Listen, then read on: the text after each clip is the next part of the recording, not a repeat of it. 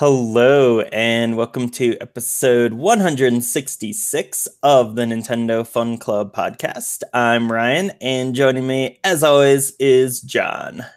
What's up, Ryan? I'm a few minutes late coming to the recording because I was chatting with my son about his plans to take on Ganon today in Breath of the Wild. Ooh. Yeah, he's going to wait for me to finish recording the podcast before he goes into that battle, but he has taken down all 4 divine beasts, found the Master Sword, and he's ready to go fight the big bad. Wow, that's awesome. How old is Owen? No. He's 8. Yeah. Wow. Yep. Nice. I helped him a little, but for the most part, yeah, he comes home from school, gets off the bus, and he gets play for an hour, and I'm still at work and stuff. So he's mainly done it on his own. Every once in a while, he'd need help finding a divine beast or doing something in the divine beast or whatever. But yeah, he's mainly doing it on his own. That's awesome. Wow. Yeah. It's gonna be a big day for him. Yeah. If we get through it, yeah, we'll see. But I have grown adult friends who have played 10 hours of Breath of the Wild, and yeah, have only gotten to 1 divine beast or not even that, so it's pretty cool. Pretty cool. Yeah, that's awesome. I can still remember I was probably about 8 years old when I beat the original Legend of Zelda for the first time, and it's something I remember very strongly. It was the first video game I ever finished, and it was kind of probably your son's experience of I would just come home and play it every day after school for a year and a half. Yeah. Until I finally actually finished it. But yeah, and he's kind of dipped in he goes through periods where he plays Minecraft every day for 3 months, and then he hasn't been playing Breath of the Wild this whole time. But that's what's been cool about it too, is in the last month and a half he's come back to it, and it's been pretty fun to see him kind of dig in and be super into it. And if you ask him right now, he'll say Breath of the Wild is his favorite game ever. So that's a pretty big, because for years it's been Minecraft for sure would be the go-to answer. So it's getting that prestige with him, which is cool. But you bring up the original Zelda, Ryan. I don't have the expertise on that game that you do, but it sounds like we might be able to I might be able to use you as a resource here coming up to play that game. Yeah. Well, I did help Kevin finish that game for the first time in real life, probably about a decade ago. Is that right? Yeah. We sat in his parents' basement, and I talked him through level 9. Nice. I remember we also we dragged a CRT TV out into my backyard at my old house, hooked it up, and you played up through level 4 or something, level 5, I don't know, out in my backyard. It was how far can Ryan get in Zelda in an hour or something, I think, is what we ended up doing, but that was fun. Probably the 5th or 6th dungeon. Yeah. In an hour, because the game usually takes me 2 hours to beat, because levels 8 and 9 are basically a half hour each for me. So yeah. Wow. But yeah. Anyways, that's not a humble brag or anything. It's literally just I've played that game I've probably finished that game 50 times. Just because it was one of the 2 games I had, or 3 games I had when I was a kid, for my first 2 years of owning an NES. So I've just played it a ton. Cool. And I love it. But anyways, yeah, it's pretty on brand for us to talk about Zelda, but we also have other things to talk about, because Nintendo Switch Online service has been it had been announced. We got the first real details this I don't know, a week ago. And people have a lot of opinions on it, of course, and so do we, of course. So I'm just gonna go through some of like the basics. So it obviously is going to, when it releases in September, it will be required for online play. This is something that the other consoles have, had forever. You know, the original Xbox had Xbox Live, which I don't know, started in like 2003 or so. And starting then you had to like pay to play like Halo 2 or whatever on the original Xbox. And then that continued through like the 360 and everything.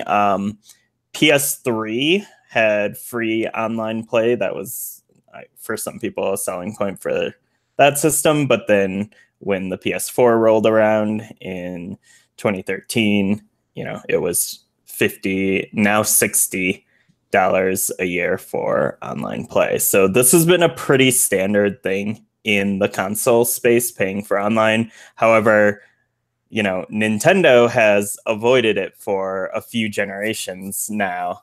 The Wii U and 3DS had free online play. 3DS is going to continue to have free online play, but for Switch, there is now going to be a fee to play games like Mario Kart and Splatoon and Smash Brothers and whatever else online. And the fees are, for 1 month, it is $3.99, 3 months, $7.99, 12 months, $19.99, or a family membership, which I still feel like there's some details I'm not totally sure about, is $34.99.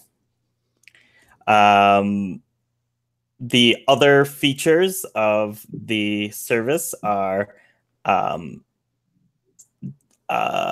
cloud saves for games, which is, again, something that other consoles and Steam have had for a while. Mobile phones, like, cloud saves are pretty common, and it has been a concern for Switch owners that there hasn't really been any way to quote unquote back up your saves. And so that's being rectified in a way with cloud saves. So if you're paying for this service, your saves will, go into Nintendo's online cloud, whatever. And so if you replace your Switch, or you lose your Switch, or you use a third-party dock and it breaks your Switch and you lose everything, you'll be able to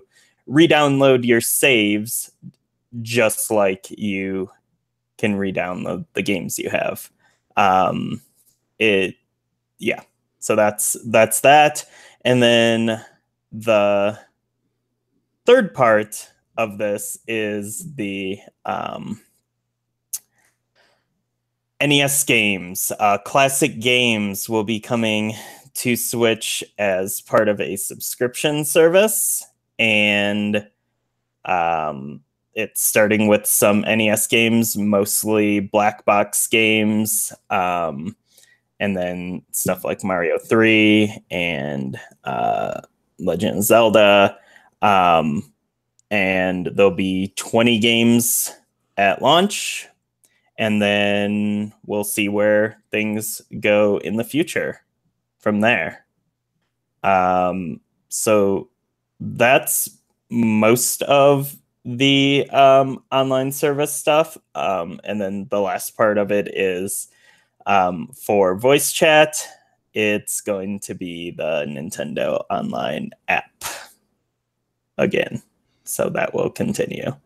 So, I don't know. Do you have like an overall opinion on this, or do you want to like break down each part? What are your thoughts here, John? I think we should break down each part, Okay. but I would say that like my overall opinion is that I'm excited for the service. I think that $20 a month is, or I mean $20 a year is a negligible fee, really, considering what people pay to play video games on the Switch. Like, I think a lot of the people that are upset about this are routinely spending like $100 a month on Switch games, and so to say they're going to charge $20 a year for all these features is it's fine. In fact, I think it's better than fine. I think $20 is like a extremely good deal for what you're getting. And yeah, so I'm excited about it. I do have some, I have some issues with the way with certain aspects of the service, but like overall, I think it's cool, and I think it's going in the right direction with building a pretty what sounds like a pretty decent online system minus voice chat, but we'll talk about it. So yeah. Yeah. So pricing, I'm cool with. I mean, what do you think about the pricing situation? Yeah, I mean, I think the pricing is totally fair. I have been paying $60 a year for both Xbox Live and PlayStation Plus, which I mean, I think is like, I think for what you get with those services, I think those are fair prices for most people who play on those platforms. But I've always kind of felt like I've personally never really gotten my money's worth with those fees and those services, just because I mean, I play like Halo 5 or Overwatch like once a month, and that's like really the only online gaming I do on either one of those platforms. And like the free games with Gold and PS Plus, I am always like, oh cool, I've heard about this game, I'll download it, and then I never play those games. Yeah. I have so many PlayStation Plus games and games with Gold that I'm like, oh yeah, I heard this is good. I've heard people talk about this, and then I never play. And like the games that I would be excited about on those platforms, I've like already bought. So I really just don't feel like I ever get my money's worth with those platforms, even though I think that they're like really great services and stuff. But with Nintendo Switch, like I literally play Splatoon 2 3 or 4 times a week. Mm-hmm. So, I mean, I was playing Mario Kart 8 online a bunch. Like, I actually do play Nintendo online games like more than other platforms. And so like just that alone, I feel like I'd be getting like my even if it was $60, I feel like I'd actually be getting my money's worth for like the just playing online games part of it. But the fact that it's 20 and we're getting, I mean, I think cloud saves are something that should have just happened, at the launch of the system. Like it's better late than never, but like cloud saves should have just been there, in my opinion. But, the fact that we're also getting those, the classic games as well with online play, I think just even sweetens the deal even more. And the fact that it's $20, I think it's just, like you said, it's a negligible price, and it's totally fair for what I'm into. Yeah. I mean, maybe some people like have their Switch and they only play like Mario Odyssey and Breath of the Wild and like indie games, and they play their Switch when traveling and they don't have Wi-Fi, and then it's like, well, that's maybe not a good value proposition for you, but for me it definitely is. Yeah, and I think and you said this, but I want to second the fact that I definitely think PlayStation Plus and Xbox Live and stuff are worth the asking price, you know. And I think that this service does not offer as much as those because they're providing like access to new games, you know, for free every month and stuff to build that library. Now, that being said, I've never really made much use of that either. And I think the other thing is that the $60 price tag on those services, like that's the reason I don't have PlayStation Plus right now. Because I don't really need it because I'm not playing stuff online. Although I have Everybody Golfs. Is that what it's called? Everybody Golfs? That game. Yeah, I got that last like winter, and I want to play that now that it's getting nice out. And I never did that Ewok mode in Battlefront. I don't know if that's still going on or not, but like I need like PlayStation Plus for that. So maybe I'll pick it up again. But when it lapsed a few months ago, you know, if it was $20, I would have just gotten it regardless of whether I was going to use it a ton or not. So that's the thing with this. It's like, you know, NES games online.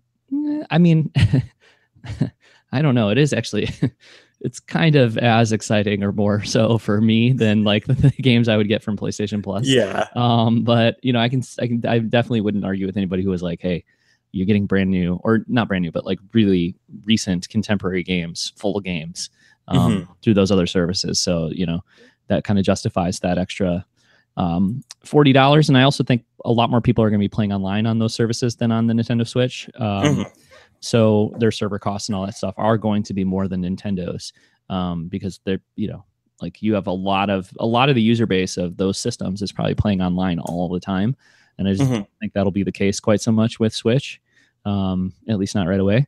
So yeah, I think the price just totally makes sense. So we should talk about the cloud saves a little more in depth though, because it's kind of like the next topic, right? Yeah. In relation to the other two platforms as well, I've seen some conversation about this, and I guess I haven't totally done my homework, but my understanding is that like with PlayStation Plus, and I don't have an Xbox, but I would assume the same with Xbox, like the cloud saves are part of those online systems too, right? Or their services. Like you don't get those if you don't have PlayStation Plus and Xbox Gold or whatever it's called now, right? Yeah. For sure with PlayStation Plus. Xbox, I actually have no idea just because I've been like an Xbox Live subscriber basically since the 360. So like I've always had an Xbox Live subscription. Well, I want to say it was Inc. 182 member and friend of the show, Scott Thompson, who I saw having a conversation with somebody about this online. And he pointed out that I think Scott pointed out, and sorry, Scott, if I'm putting words in your mouth that are not accurate here, but I think he pointed out that like it's only Steam where you get cloud saves without having to pay for any kind of service. Like PlayStation and Xbox, you're paying for those things too. And I have seen a lot of outrage, even from like very pro Nintendo people and people who are like primarily like Nintendo players and stuff, being like, well, why should we have to pay for this service? And like, you know, I should be able to back up my saves for free in the cloud. And yeah, I kind of agree with that. Maybe we should be able to do that, but it's a little bit of an unfair comparison, or I feel like a little bit of an unfair attack on the Nintendo service to be like, it's outrageous that I have to pay for cloud saves, because I don't see that in relation to the other platforms. I think just the fact that it wasn't there at the start is kind of like maybe putting a little, like shining a spotlight on the fact that it's something we're paying for. Whereas if like you could have just opted into this online service with cloud saves from day one, maybe people wouldn't have noticed it as much. Yeah, that's true. I do know like some of the complaint is that like on the other platforms, you can still back up your saves, whether it be like on an external hard drive or on your PC or whatever. Using like a USB stick or something, which you can't do with Switch. But I mean, and that's fine. Like if that makes you mad, you can be mad about that. Like I'm not saying you shouldn't be, but I mean, for me, it's just like, okay, now we have cloud saves. Like I'm going to pay for this service. Like I'm fine. I'm not really upset about it.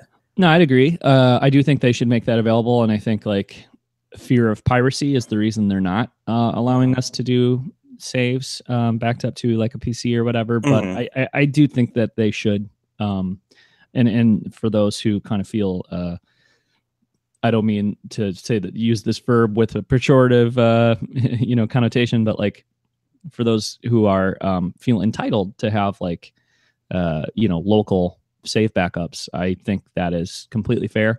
But I wouldn't conflate like the cloud saves thing with that necessarily. Like I feel like those are two separate. Like, yes, Sure. we're paying for cloud saves as part of the service.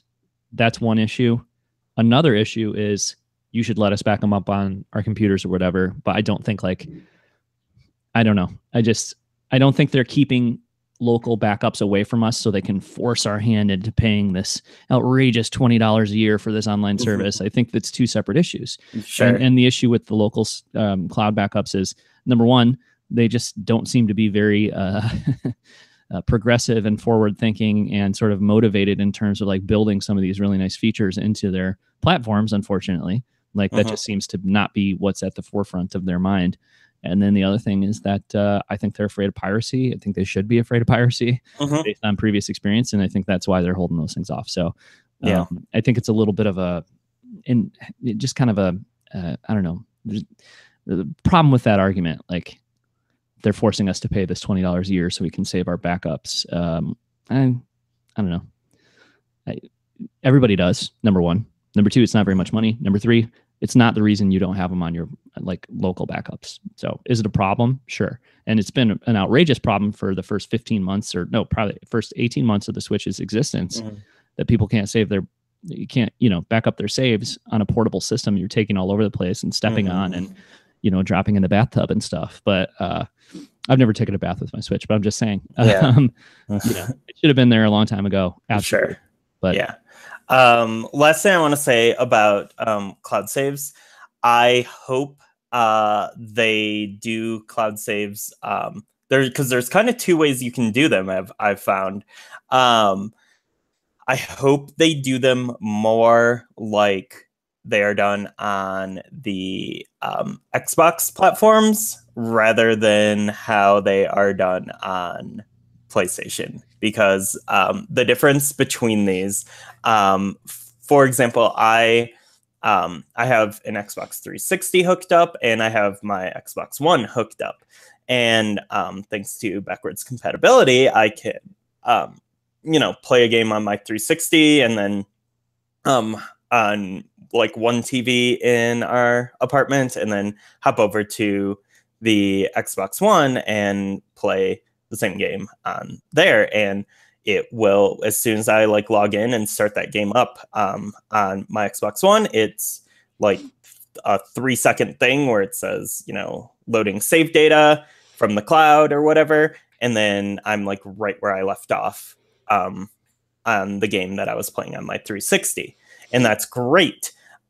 We also, again, this is not like a humble brag and like cribs or something. We have two PS4s.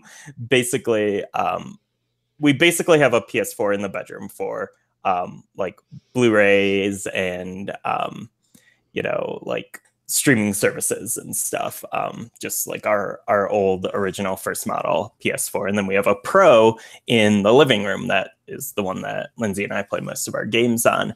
But occasionally I'll like want to play like Diablo 3 or something while laying in bed, like if I'm sick or something.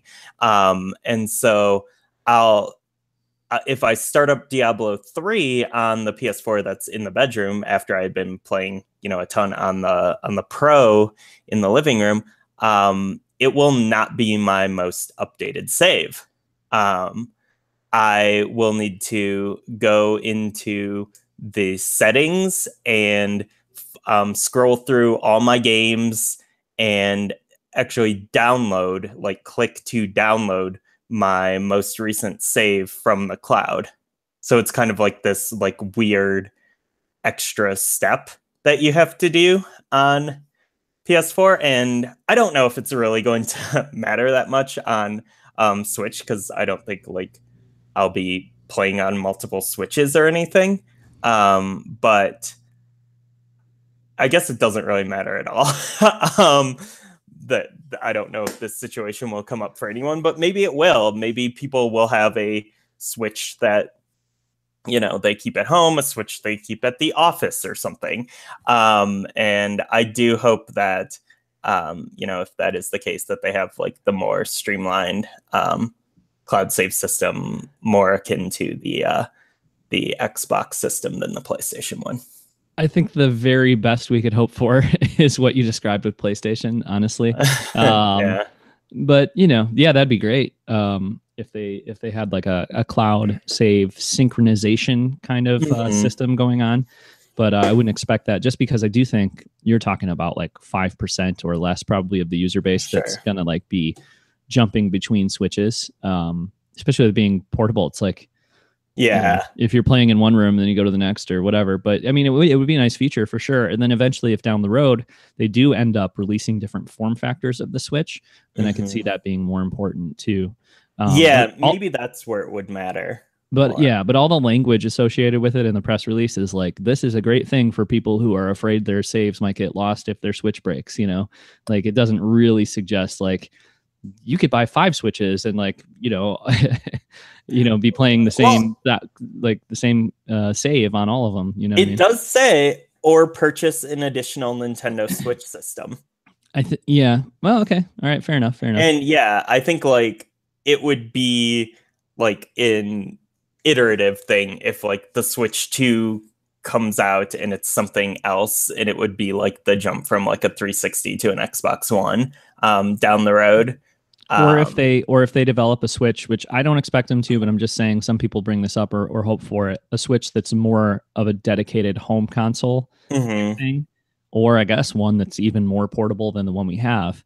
But in either of those cases, if there was one that was kind of more that you would use as your home Switch versus your portable Switch, then I think that would make a lot of sense. Yeah, I mean, or if they did like a smaller, thinner model with like the Joy-Cons like attached and or a kid friendly, something like pocket sized, a mini.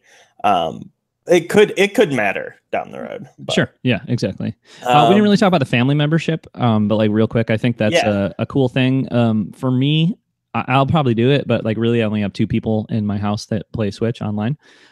So you're saving $5 a year, which I mean, that's cool. You might as well save the $5, I guess. But at the same time, like if there's any weirdness associated with the family account, like I could probably just pay for 2 separate, full year memberships. Or actually, like my son, I don't know. I'm trying to think of like what he plays online on Switch. I guess if more of his friends got it, then he could play like Mario Kart and Splatoon online with them and stuff. He does have at least, he's got 2 friends that have Switches, so maybe we'll do it. But anyway, it's a nice option, I think, especially considering it's like up to 8 people. So, if you have 2-3 kids or, whatever the makeup of the family is, but if you've got more than 2 people playing online, even if it's only 2, but especially if you have more than 2 that want to play online, like that's a great deal. So, and I mean, I don't think there's an option like that with the other platforms. Is there a family membership? Not that I'm aware of. I have no idea. Because my son on PlayStation, my son can't play games online when I have PS Plus. It's just me, and I've never seen like any kind of option to upgrade my PlayStation Plus service to add him in. Granted, I'm not an expert on this stuff, and I don't. We even just talked about the fact that we don't even really take advantage of those services. But I don't. After I just talked about how I like barely use these, I don't want to come out and be like I'm an expert at this. Yeah, right. So we're just saying, but I don't think there is. So I mean, that's I don't see too many people giving them credit on that either, and I think that's a cool thing. Yeah. Yep. All right. So now let's talk about the Nintendo Switch Online subscription games, the not virtual console. Yeah. So it's going to include 20 games at launch, with more added on a regular basis. So far, like I said, we have black box games like Ice Climber, Balloon Fight, Soccer, Tennis, Super Mario Brothers, Donkey Kong, and then some other things like Super Mario 3, Dr. Mario, Legend of Zelda, and then 10 more will be announced. So far, they're These are mostly early NES games. They are all first party. Who knows what the next 10 will bring, but they will have multiplayer functionality with competitive or co-op multiplayer, or taking turns controlling the action. And friends can even watch each other play single player games online and pass the controller at any time. Yeah, that sounds really cool. Yeah. Especially for something like Zelda or a more complex game from that era, that could be really fun. But yeah, it's interesting to see. Like, I'm really looking forward to E3 or whenever they'll talk more about this to kind of see like what the plan is for this. Like, how is this going to work with? I mean, I guess like games that don't really lend themselves to online, the whole pass the controller thing is probably the solution. Like, how do you play Super Mario Brothers online? Well, you can jump in a lobby and like, have one person in control and everybody else is watching, and then sort of like let the other person take over is probably what it is for Mario online, which is fine. But because otherwise it's like, how do you add online multiplayer to like single player NES games? Yeah. But I'm pretty into that idea for sure. Yeah. And I think like some of these games that, like, I don't think soccer and tennis are great games that have aged super well and are super fun to play in 2018. However, I think playing them online, like, and playing them multiplayer could be very silly and fun.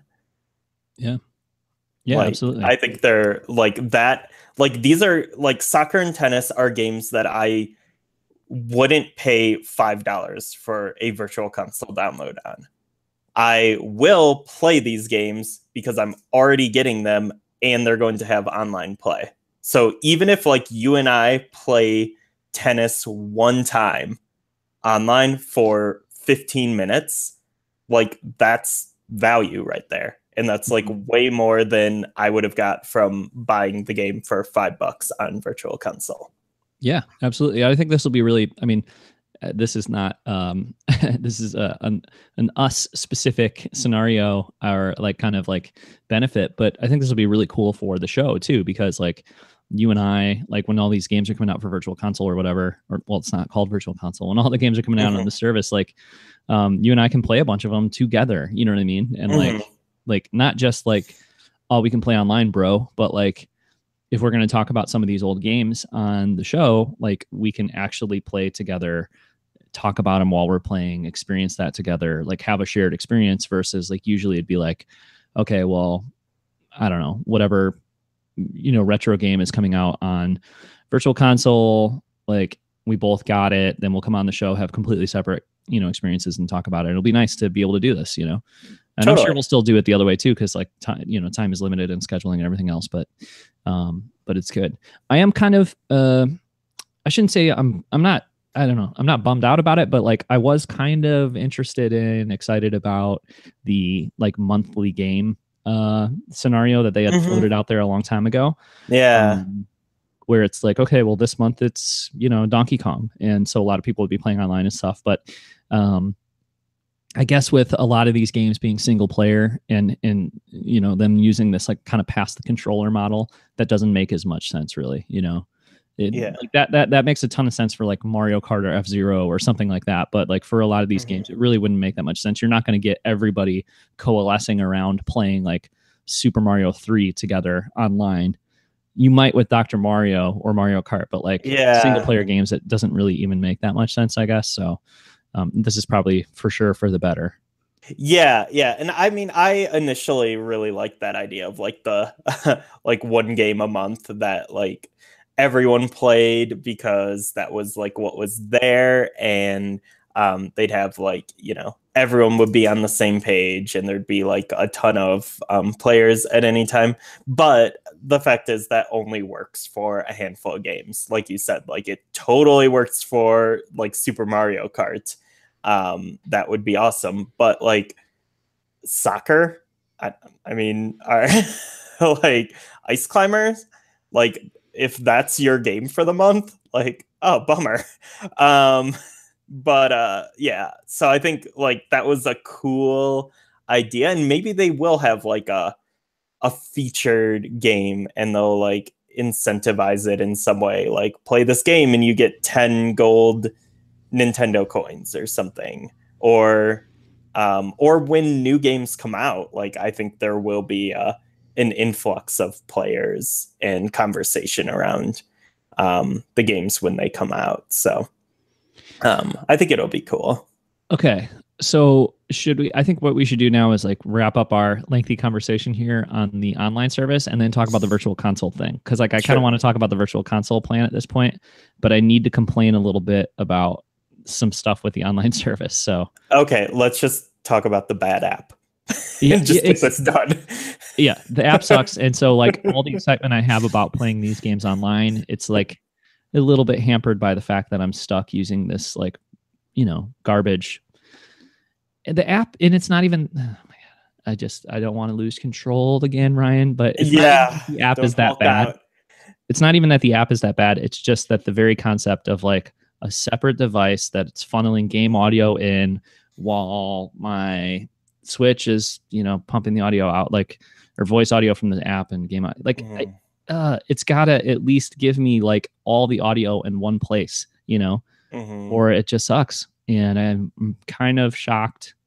No, I'm not. I'm not at all shocked. I'm very disappointed, but not at all surprised that they're doubling down on this app.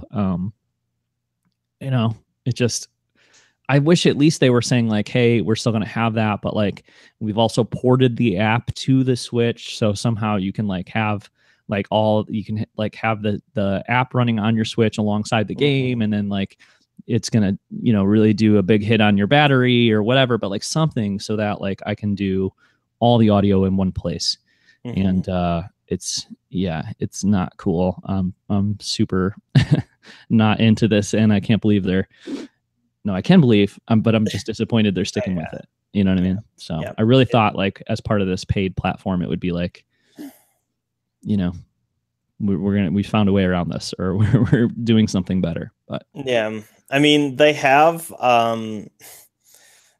made some moderate improvements to the app since it launched. They did. I mean, remember when the app first came out, and if you like got a text or something, it just like killed your audio. If you tried to respond to a text, like it was so bad. And it's like they fixed some of that stuff, so it's like slightly less bad. But at the end of the day, like I mean, I do occasionally pop into the app for Splatoon stuff to check stages, and to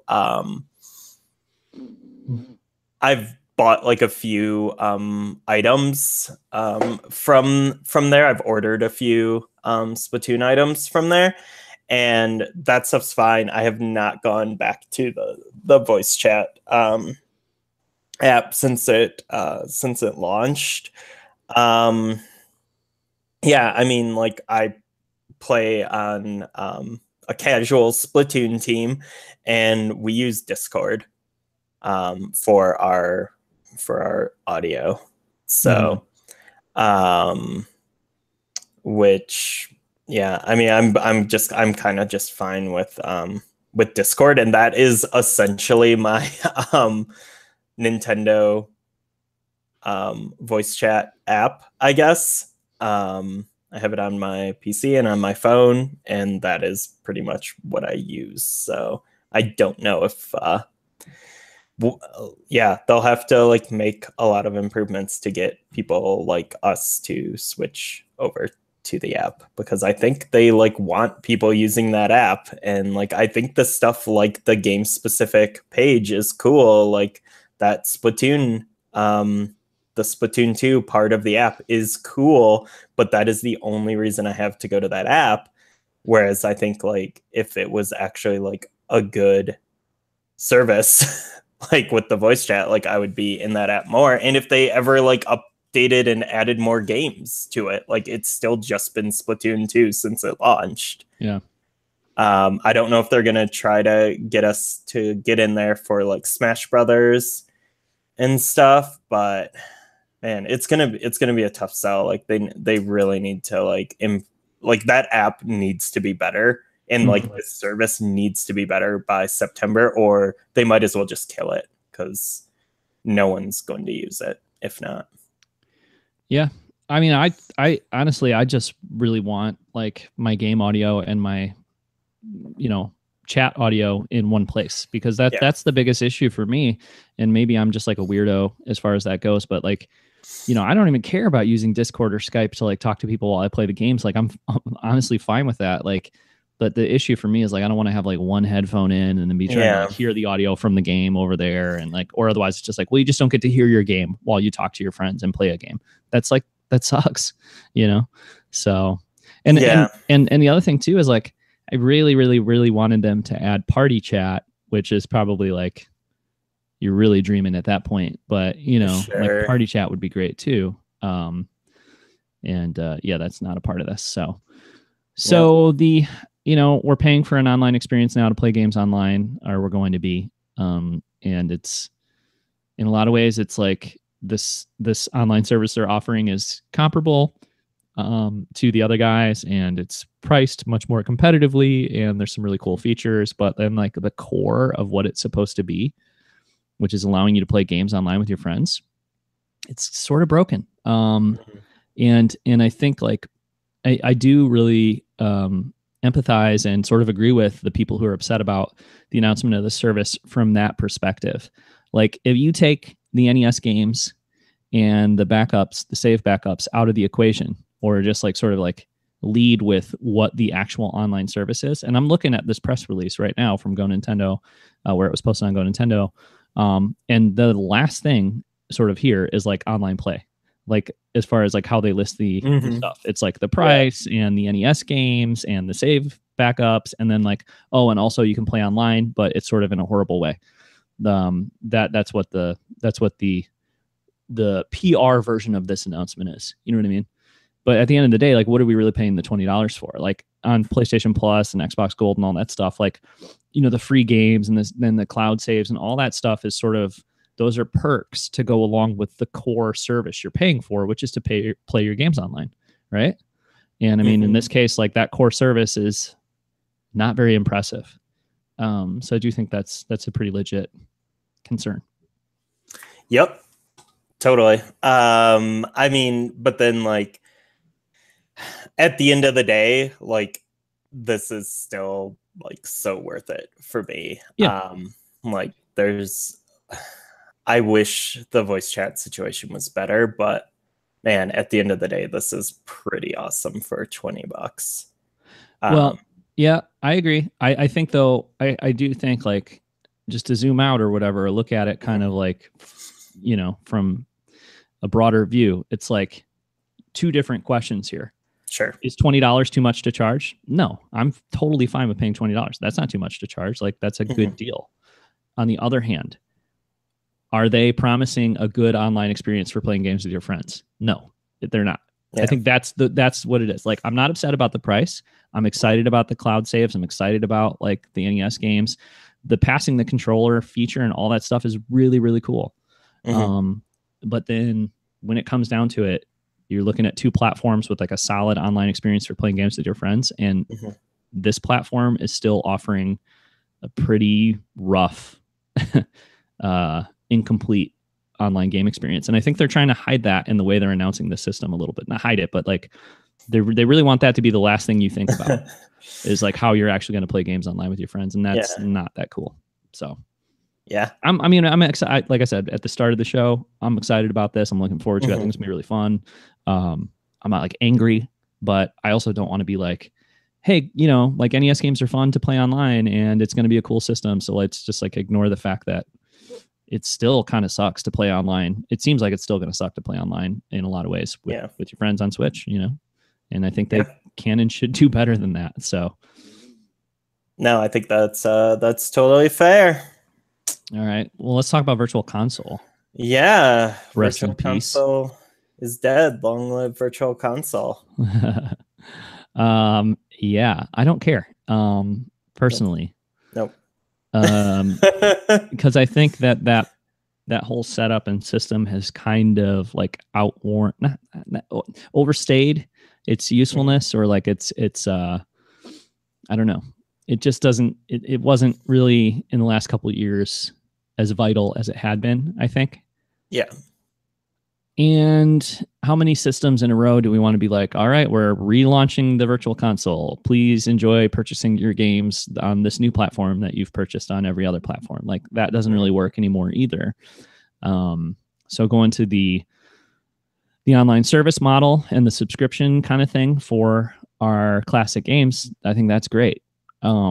What's interesting about it, though, is that as of now, we're only hearing about NES games. So, like, how does this work for playing like a variety of Nintendo console games and handheld games and stuff? Like, how does that work for the future? Because there's kind of two issues, right? With like with like Nintendo's retro game, platform going to like the subscription model.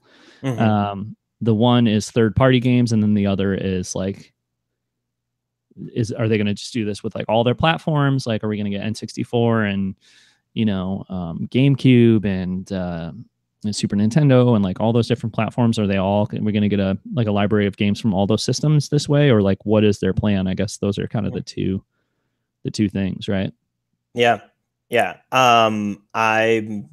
I am not going to miss Virtual Console, just because, like, obviously, you spent a lot of money on Virtual Console. You were a big user of Virtual Console. Oh yeah, totally. I love classic games. Like, I love games from like the 8 and 16-bit generation. They're my favorite games ever. But there's a few reasons why I don't care about traditional Virtual Console anymore.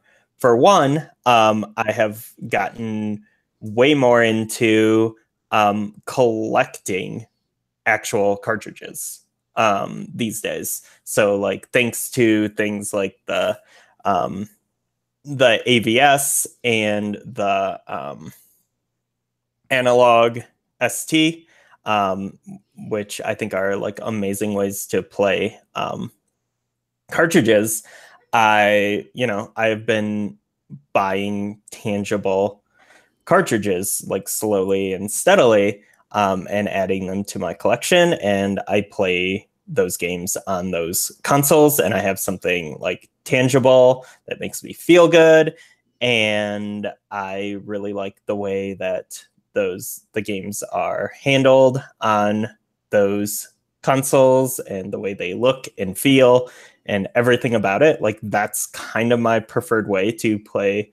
Like, if I was just going to play like a raw NES or SNES game, like, I would like the experience of purchasing the cartridge and, putting it into the console and playing it that way with like the output settings that are available on those systems. So yeah, so like, I mean, I have a cartridge of A Link to the Past that I can play on my analog. I don't really just want to now pay $8 for A Link to the Past to play it on my Switch. Like, at this point, like, I have this cartridge that I paid $25 or whatever for. Like, I don't really want to buy it again because I already have that like ownership of that game, even though I have it on like 80 other platforms and stuff. But yeah, like, and it's not like it's like, well, but wouldn't you want to like play it on the Switch when you're on a plane or something? Sure. But also I have like 8,000 Switch games that like I want to be playing because the system is just like a constant stream of games. So that's like one reason why, like, just the ownership part of it, like, I don't care about buying these games again. But I do think like what they're adding with the online play, like, that's something different. Like, I can go buy a cartridge of Dr. Mario and, play it on my AVS, but I can't play that online. Like, that's, like, that's not something I can do, but I can do that with this Switch service, and it's part of a subscription, so I don't even have to like pay $5 or whatever for it. Like, I think that is cool. Yeah, I think I agree with you. Like we're in slightly different places as far as the retro collecting thing goes, because like I like to like collect old games and stuff, and I have a small collection of old games, and I like having that, and I like to continue picking up games, but I don't think that is a really like it can be considered too big of a factor in how they're gonna like serve up retro games to us, because the reality is there's only so many carts of these old games that are still out there. Mm-hmm. And most people are not going to go through the process of tracking these things down, buying the new retro consoles like you have bought. Like for most of their audience, the whole I go buy old carts and collect them is not like a solution to how do we play these old games. So I agree with you to a certain extent, although personally, like I don't know. I like to have a collection of old games, but there's more old games I want to play than I'm going to buy and play on old hardware. I guess, like you have to be you have to be kind of on the dedicated side to be like, every game from 25 years ago that I want to play, I'm going to find a cartridge of and play it. So I do think there needs, and I know you feel the same way, but there needs to be some kind of way for them to serve up these games to the audience. And but you're right, like the way that it sounds like they're going to do it with the subscription thing is more valuable than the virtual console method anyway.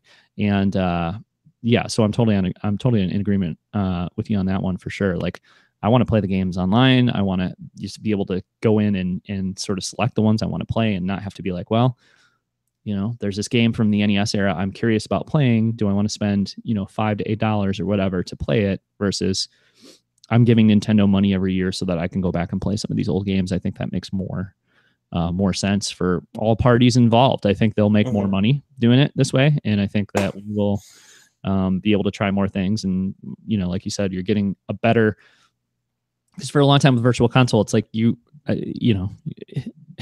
lot of people have like a bunch of NES and SNES ROMs and stuff, and different way to play these games that are not totally legal or anything. And it's like, which is what it is like, but they're not really offering anything beyond just like a ROM. And, I had, our friend Jordan was telling me about playing NES ROMs on his computer in like 1998 or something. You know what I mean? So like, if nothing is being offered beyond what people have been doing, I had a disc for my Dreamcast with a ton of old Nintendo games on it.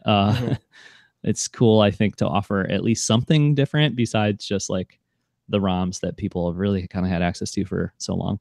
But being able to play them on a platform like 3DS, or even just being able to play them on your TV, which is what we could do with the Wii and stuff, like that was different, and that was worth like spending the money on. But 10, 15 years later, when it's just like, still all we're giving you is a ROM in a folder and you can play that ROM, I think that's an outdated way to serve up retro games for them. Yeah. And I have two more factors why virtual console doesn't matter to me. One is the Nintendo mini consoles, the NES Mini, the SNES Mini, the potential of like a Game Boy or a N64 down the road. I think like those consoles also have like a place. Like, they're cool to collect, they're cool to share with others, they're super accessible, they're kind of bare bones in a different way. They're curated. Like, I think those consoles are great. And like, even though like SNES Classic Mini, like I own cartridges of all but maybe 3 or 4 of those games. But like, I still hold on to that console because it's cool. Like, it's cool to have on a shelf. It's cool to have access to. And I think those are great. Like, I will totally buy like a Game Boy or a Nintendo 64 or whatever they do next with those, just because they're just a cool thing to have. And they're not like so expensive that that you can't just like buy it to have a cool thing that to play around with. Yep. So that, and then also I think basically, you know, in the time since the Virtual Console launched, I think that Nintendo was kind of like king of that space for a while, but in the past like 5 years, I think other companies have kind of surpassed Virtual Console in the way that they deliver classic games. I think the Sega 3D classics on the 3DS totally put Nintendo's efforts to shame on that platform.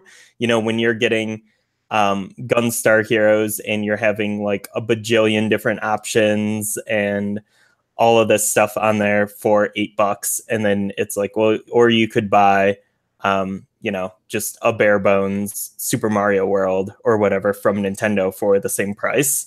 Like that's you know, I think that was like kind of eye-opening there. Like what M2 was doing with those 3D classics was so above and beyond what Nintendo was doing with you know, their quote unquote Virtual Console stuff. And then on the Switch, what Hamster has been doing with the arcade classics and the Neo Geo games, and what Zero Div is doing with the Psycho games, like that is the maybe not quite like Criterion Collection treatment, but it is way beyond what you are getting with Virtual Console stuff for a comparable price. And it's like, man, if Nintendo just came out and was like, well, here's a Link to the Past. It's a Link to the Past. It's $8. You can play it on your Switch now. Cool. It's like, well, I mean, geez, like there's like, where are the difficulty options? Where are the, you know, built-in, like, why can't I switch through like different screen filters? Like all of this stuff that, like I've sort of come to expect with purchasing retro games at this point. Yeah, like I think it's just the landscape has changed. Yeah, exactly. Yeah, 100%. And I mean, but that is like one of the question marks with this whole switch to this platform is like other consoles, like I said, you know, at the start is kind of like a question mark. And then the other one is like third parties. And the thing is, like on Switch, the third party offerings for retro games have been really, really cool, like you said. And on 3DS with the Sega 3D Classics. And there's just a lot of like this kind of thing going on with third parties releasing old games in a way that's like superior to Virtual Console. Like you said, like from 2006 to what, like 2009, maybe Virtual Console was like so good. And it was like all these platforms. You had arcade games and Neo Geo games and Genesis, and like it was so much great stuff. And we were getting stuff like Rondo of Blood for the first time. And I mean, it was just amazing. Like Virtual Console was great for what it was at the time. But not only has it not really evolved since then, it's really kind of gotten worse from where it started. Like the Wii U Virtual Console is obviously not nearly as good as the Wii Virtual Console. I mean, yeah, we got like Game Boy Advance and I guess like DS games on Wii U, which is weird.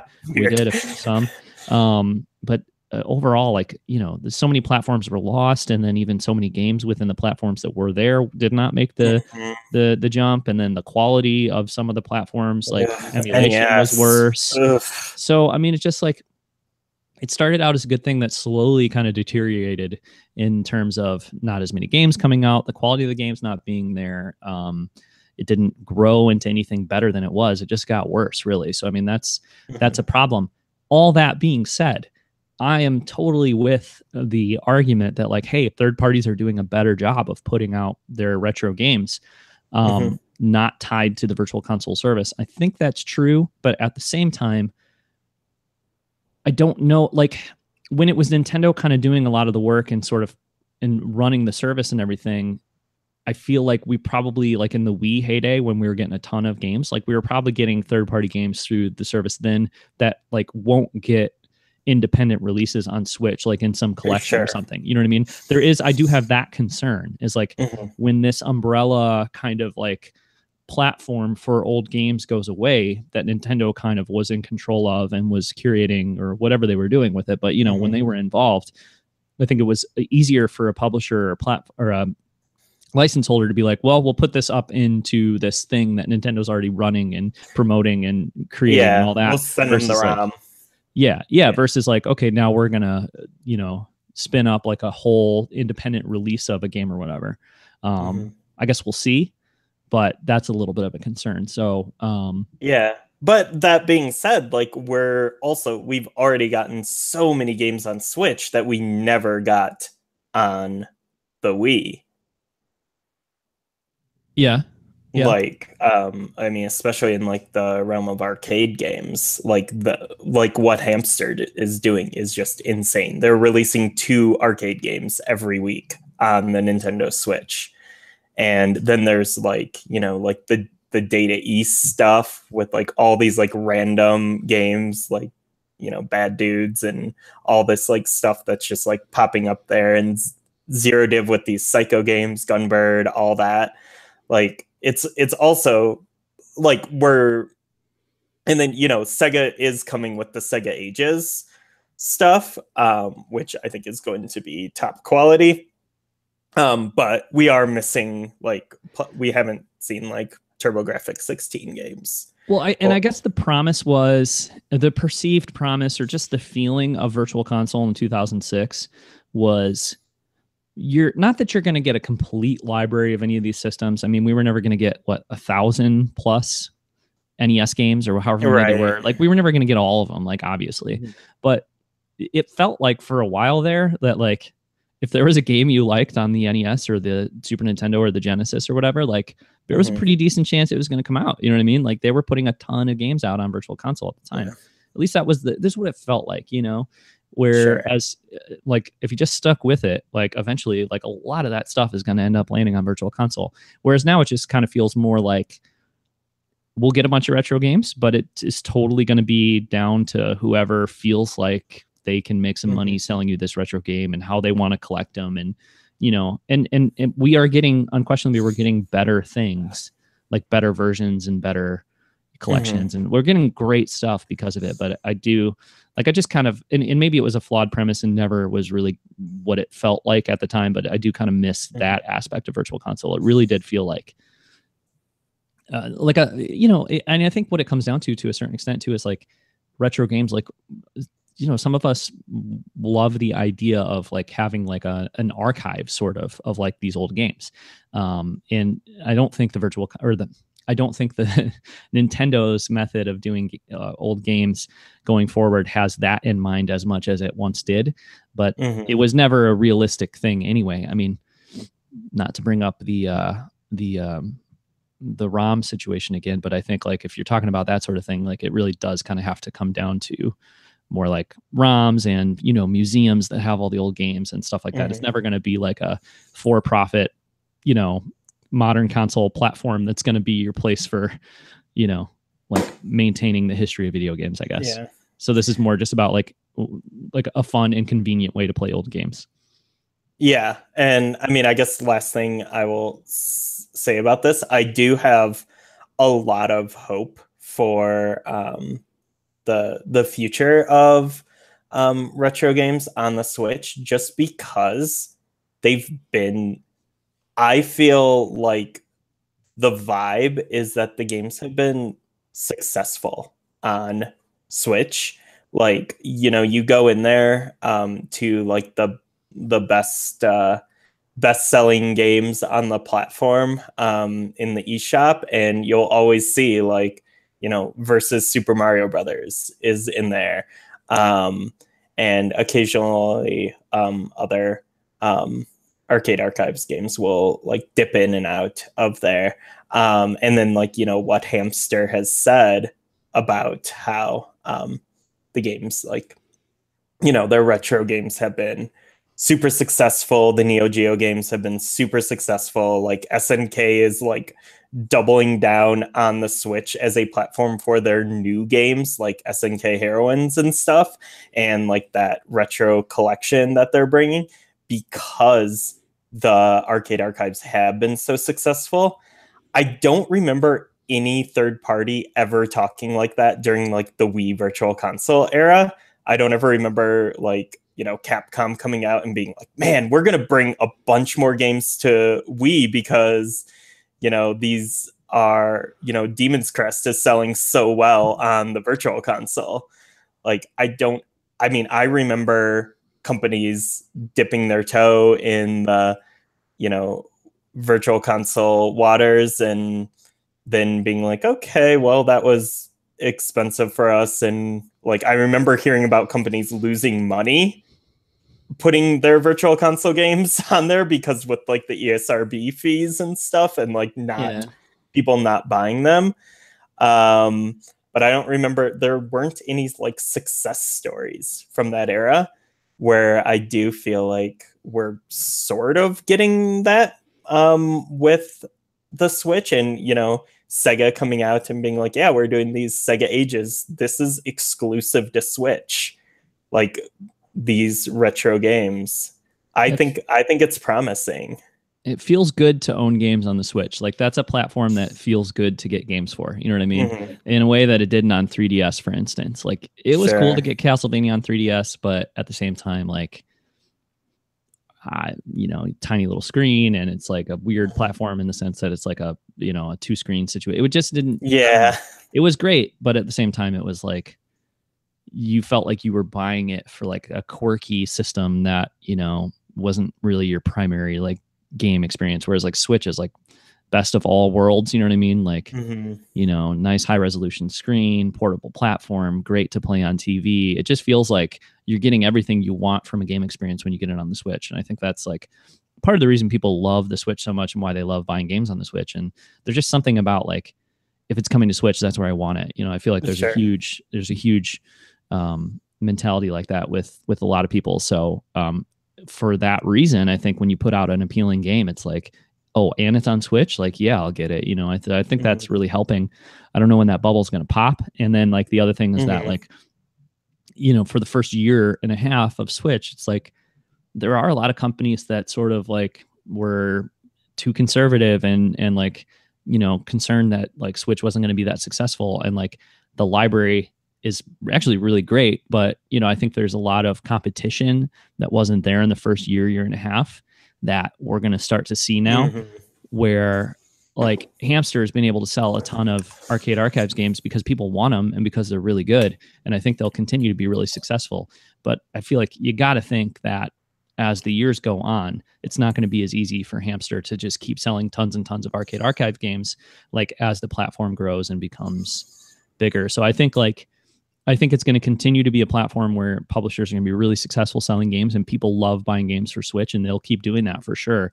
But I also think that like, if you could have gotten in there in that first year and a half with some of this stuff, like that was your best opportunity to really do like huge numbers, just because like people were probably most excited about Switch then that they'll ever be. And also that competition was smaller, but I'm, you know, because like I'm hoping E3 we're gonna see like some like we're gonna like the floodgates gonna open. And it's gonna be like all these people that were holding back and not putting stuff out in the first year are like, here we are, and like stuff is coming, you know. So yeah, even though I can't even keep up with everything that's coming to Switch already. No, E3 is going to be where you know, you get the Activision guy come out and be like, oh, we love Nintendo. We've always loved working with Nintendo. We're so excited to bring Call of Duty to Switch. Like, but I also okay, like for instance, our next story we're going to talk about is one that I don't really totally even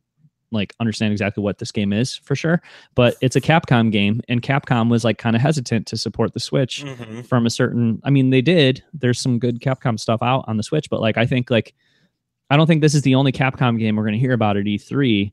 And it's not like a, well, you know, Activision, like whatever games like that don't really even fit the Switch, that I think we're going to hear from people like Capcom too.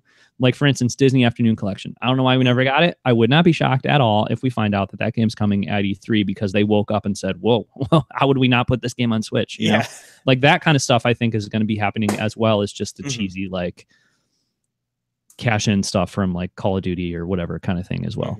You know? Yeah, totally. And, you know, I think Capcom is another example of they are like the example actually of like they sold a retro game for $40 that was good.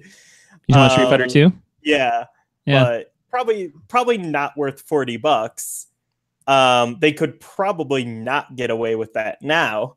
But that game, Ultra Street Fighter 2, was a ridiculous success because I think there is a part of like people just like buying games on Switch, which is totally true. I also think a lot of the current Switch owners are predisposed to classic games as well. Yep. I think that's kind of who the audience is right now, and that audience is going to change once there's like a price drop in Pokemon on the system.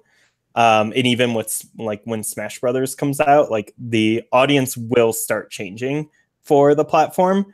But I think I think there's always going to be like a really large, or not large, sizable contingent of Switch owners who are into classic games and will buy them until the bitter end of the system's life. Yeah. But yeah, so Capcom, big success, Ultra Street Fighter 2. So now we're getting, Mega Man 11 is coming, Mega Man Legacy Collection 1 and 2 are coming, Mega Man X Collection's coming, Street Fighter Collection's coming. All these games, perfect for Switch, are coming to Switch.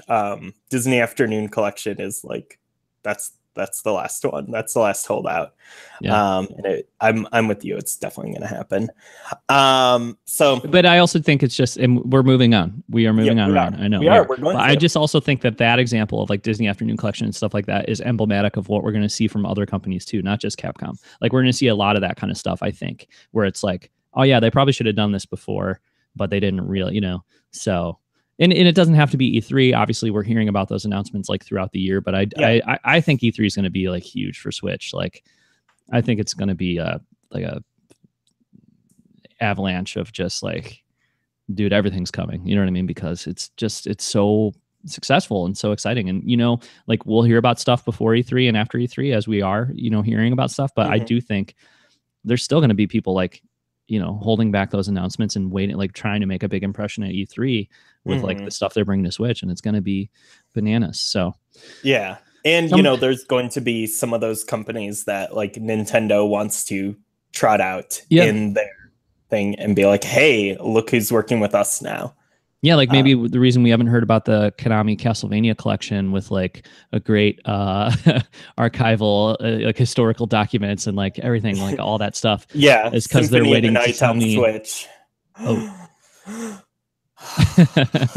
I would die. I would just die. I own that game on like 80 platforms, well, or 2 platforms, but mainly 2. But like I would just die. Tell me about this Monster Hunter game that this Monster Hunter game that you are never going to play and be super dismissive of. That's me. Yep. Monster Hunter Generations Ultimate is coming to Switch August 28th. This is Monster Hunter Double Cross, which came out on Switch a while ago, like I think like a year ago. It was pretty early in Japan. It's basically an HD-ified version of Monster Hunter Generations, which came out on 3DS, with some new additional stuff in there. Monster Hunter Generations is awesome. It is like a Monster Hunter best of. It's just, there's just so much content in that game, so many like DLC quests and items and all this stuff, and like the fact that this game is even bigger than that. It's just like an infinite amount of content. However, in like the meantime, from the time that this was released in Japan and the time that it's coming out here,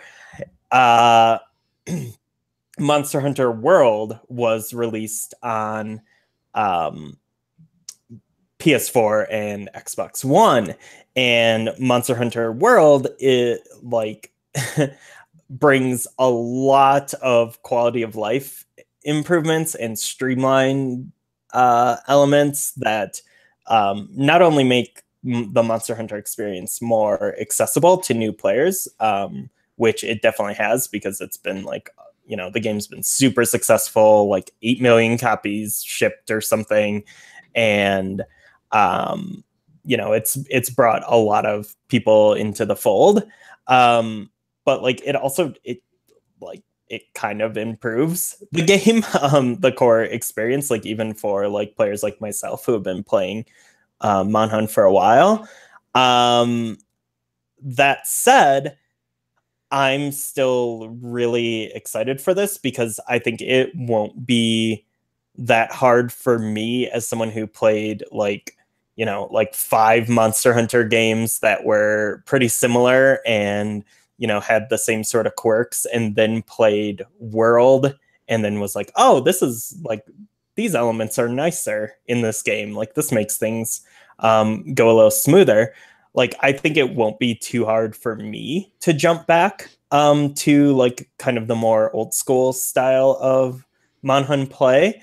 But I think if your first Monster Hunter game was World and you love that, this might feel a little weird and some elements might feel a little antiquated going back to.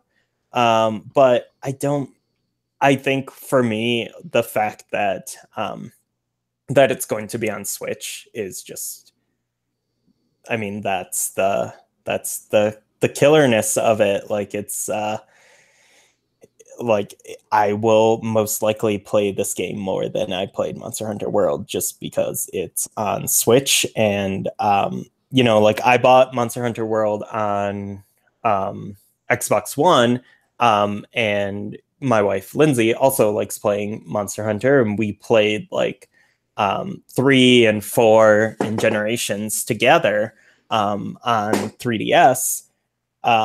But when, you know, I bought this game on Xbox One, we only have one Xbox One, so we just both played it solo with World. But with this, we both have Switches and we're both planning on getting the game, so we can actually play co-op again. And I think that's going to be huge. And I think you know, like basically no one I know bought Monster Hunter World on Xbox One, so I never played online with anyone. Whereas I think a lot more of my friends will be buying this game on Switch, so I will actually even be able to play online with people using some goofy chat in front interface, whatever. So yeah, I'm super excited about this. I'm glad we're getting this game localized. I do think it was Capcom, you know, when Monster Hunter Double Cross was released in Japan, I think they were like, yeah, we don't really have plans to bring this Switch game to North America and go through the effort of localizing it. But then, like you said, Switch did well. Capcom games did well on Switch, or Capcom game did well on Switch, and now they're rethinking that. And yeah, I think it's super cool. My only comment is that you eviscerated me publicly last week for saying manga instead of manga. And the way you felt when I was pronouncing that word is the way I feel every time you say Monhun instead of Monster Hunter. So I got to tell you, man, I'm not into that. Well, there's a difference between saying something wrong and being on the DL. Yeah, I know. I know. It's like the exclusive club of people who are super into Monster Hunter call it the Monhun game. I don't know. It doesn't work for me, but normally I wouldn't say anything, Ryan. I'd let the moment pass, but you came at me hard last week for mispronouncing that word, so I got to throw it back at you. I'm not mispronouncing anything. I'm saying I know. It's worse. It's worse, actually. I made a mistake, and you're choosing to be this person who says Monhun instead of Monster Hunter. So. Oh man. Well, okay. Just wait until Dragon Quest XI is coming to Switch, and we start talking about it on the show, and I start calling it Dracway. Oh no! How do you feel about that? That's just something you created right now, right? No, like it's not. It's like the, because in Japan they like, this is totally weeaboo stuff here. Monhun is something that came from Japan because people like, they have a tendency to shorten and combine words. Like we don't always talk about the family computer. When we're talking about Japan's version of the NES, we call it the Famicom. That's a thing. And I think Monhun and Dracway are going to become just totally ubiquitous, and they're going to come into like our constant vernacular on this show. And I think the sooner you accept that, the better. I will never say Dracway, and I will never say Monhun. And I will always argue that Famicom is the actual name of that product, not a nickname that a group of people gave it to to sound like they're in the know. You know what I mean? So it was Family Computer. Okay. All right. Well, let's talk about something that we're actually both really, really excited about. Versus, go for it. Versus whatever what just happened. Talk about how the game of the year 2018 was just announced last night. Oh my god, I'm so excited. I don't know when Bloodstained, the full game, comes out, but you sent me a text last night at like 11 o'clock of oh my god, his name is slipping my mind right now. Igarashi. You sent me a text of Igarashi in a cool jacket with like a sort of like toned down jacket and hat, announcing this surprise, as far as I know, a surprise announcement of Bloodstained Curse of the Moon, which is like an 8-bit Bloodstained game that is coming out next week, or I guess 2 weeks from now, May 24th. And it looks incredible. It looks so good. It's developed by Inti Creates, who've done a ton of good stuff, and obviously know what they're doing in terms of putting together these retro games, new retro games. So Inti Creates did like Mega Man 9 and 10, right? They did Mighty Gun Volt Burst, and like a bunch of other stuff in this vein. Blaster Master Zero. Okay. Yeah. 5 Switch games.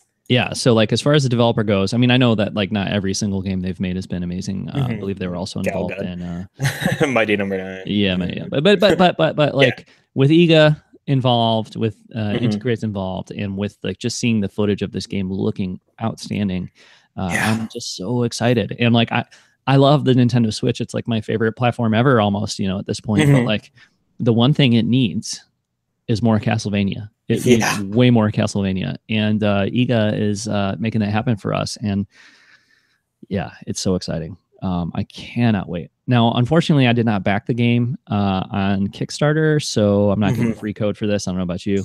No, but I will certainly be spending the $9.99 on May 24th. I don't know if I'll be playing it too much on May 24th or at all on May 24th. Oh yeah, that's kind of a big day. Yeah, Solo, a Star Wars story releases that day. That's going to be the best day ever. It's a pretty big weekend for me. The following day, May 25th, is my last day with students. It's Memorial Day weekend. This Castlevania game, this Bloodstained game is coming out on Switch. Solo. It's a big weekend. Yeah, it's going to be a lot of fun. So, but I love playing Castlevania games in the summer and the fall. And I love the idea of like a retro style Castlevania-esque game on Switch. And it looks pretty full featured too. It looks like, I don't know how many levels it'll be, because like Mighty Gun Volt Burst and stuff like that was like ended up being, they're pretty small games. Pretty short, right? Yeah. So maybe it'll be pretty short, but I'm fine with that. But it looks like you're switching between different characters, and they have different abilities, and like it looks like fairly substantial in terms of like at least like the features of the game and stuff. So, and they actually showed like in the trailer, they show a lot of different like environments, and it can't be like 3 levels long based on the footage in that trailer. There's got to be quite a bit to it, I think. Yeah, it feels and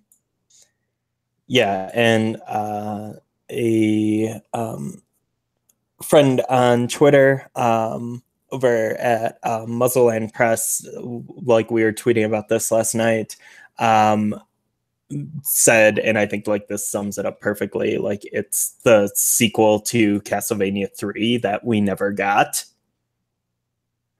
And I think that like makes perfect sense because, Castlevania 4 was such a different game from Castlevania 3. And then like, Bloodlines on Genesis was a little bit closer, but still not, not quite what we had in Castlevania 3. And then like the series took a different direction after that.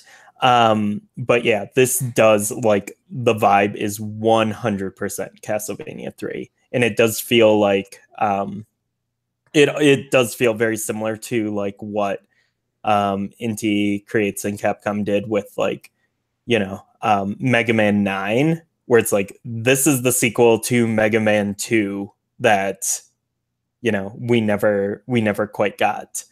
And yeah, like obviously this is a spiritual successor. It's not using the Castlevania names. There's no Belmonts or anything, but like you can see the I mean, you can see the parallels with every single thing in this game.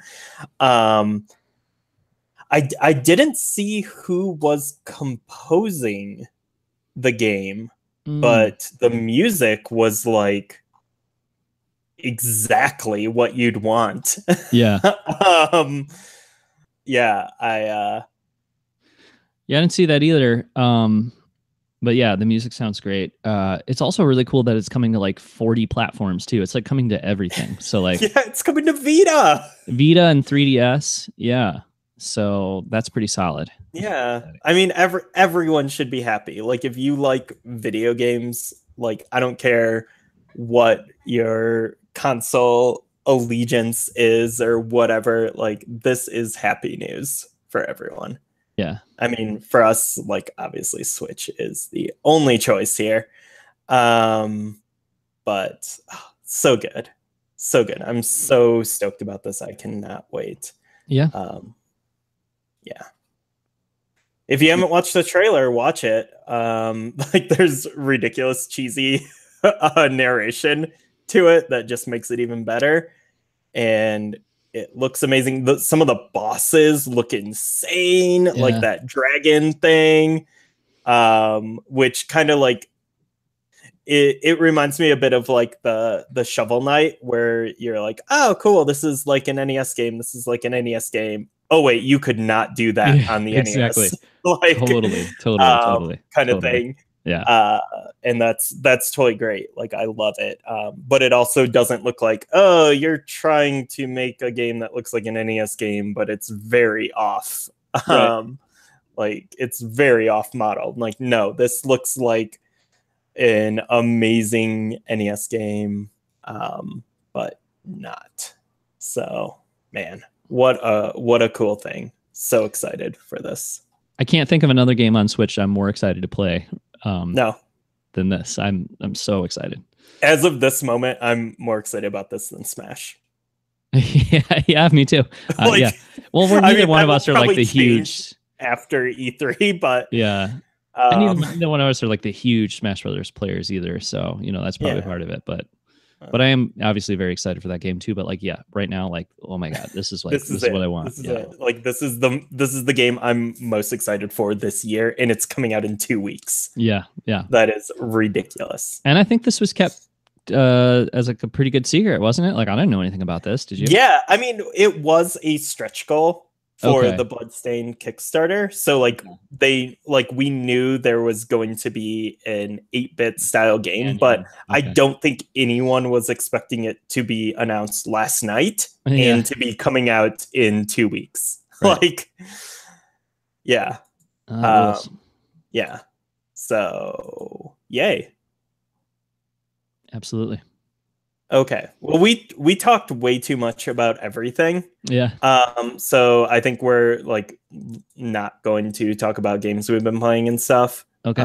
If that's cool, we'll save that for our next episode. And just kind of wrap up here. Cool.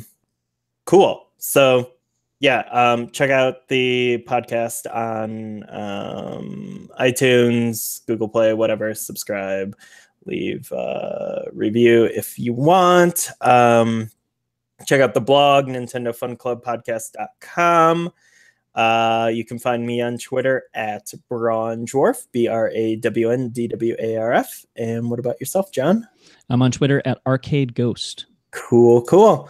Well, thanks a ton for listening, and we will catch you later. Goodbye. See ya.